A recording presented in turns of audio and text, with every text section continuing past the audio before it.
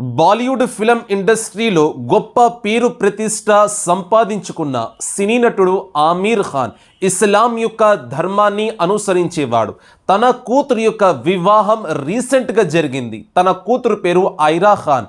కానీ తన కూతురి యొక్క వివాహాన్ని అతడు ఒక హిందూతో చేసినాడు. సోదరులారా, చాలా మంది మనసులో ఆలోచన కలిగింది. అది ఏమనగా, ఇది సంపూర్ణమైన వివాహమేనా?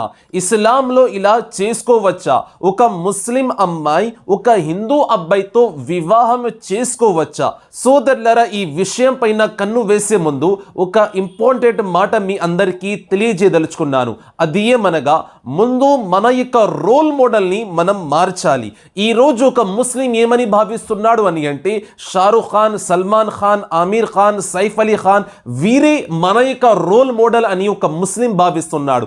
కానీ కాదు. మహాప్రవక్త సల్లల్లాహు అలైహి వసల్లం వారిని మనం రోల్ మోడల్గా చేసుకోవాలి.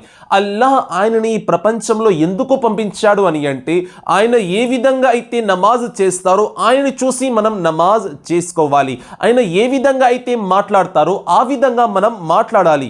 ఆయన ఏ విధంగా అయితే జీవితాన్ని కొనసాగించారో ఆ విధంగా మనం జీవితాన్ని గడపాలి. సోదరులారా, మన యొక్క రోల్ మోడల్ ఒక సినీ నటుడు కాకూడదు.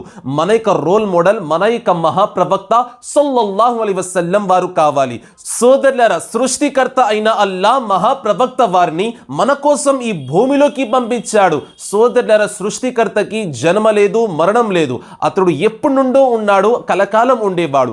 సోదరులారా, అదే విధంగా మనం చూసినట్లయితే ఖురాన్ షరీఫ్లో అల్లాహ్ తెలియజేసినాడు. అది ఏమనగా, ఒక విశ్వాసుడు అయిన పురుషుడు ఒక విశ్వాసి అయిన స్త్రీని మాత్రమే వివాహము చేసుకోవాలి. మరియు ఒక విశ్వాసి అయిన స్త్రీ విశ్వాసి అయిన పురుషుణ్ణి మాత్రమే వివాహం చేసుకోవాలి.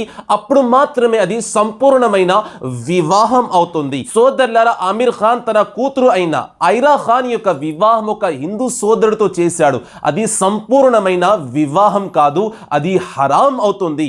సోదరులారా, ఇలా వివాహాలు చేసుకోరాదు.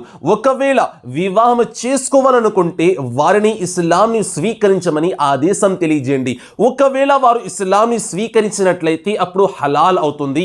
లేదా మీరు ఎన్ని రోజులైతే వారితో ఉంటారో హరాం చేసినట్టు.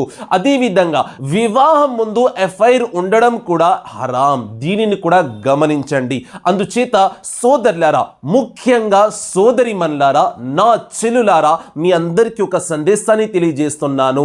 ఎప్పుడు కూడా ప్రేమలో పడకండి. అల్హమ్దులిల్లా, ప్రేమించండి. మీ భర్తని మాత్రమే ప్రేమించండి. వివాహం తర్వాత కలిగే ప్రేమలో అల్లాహ్ సమృద్ధిని చూపుతాడు. అది వాస్తవమైన ప్రేమ, అది ట్రూ లవ్ వివాహం తర్వాత మాత్రమే కలుగుతుంది.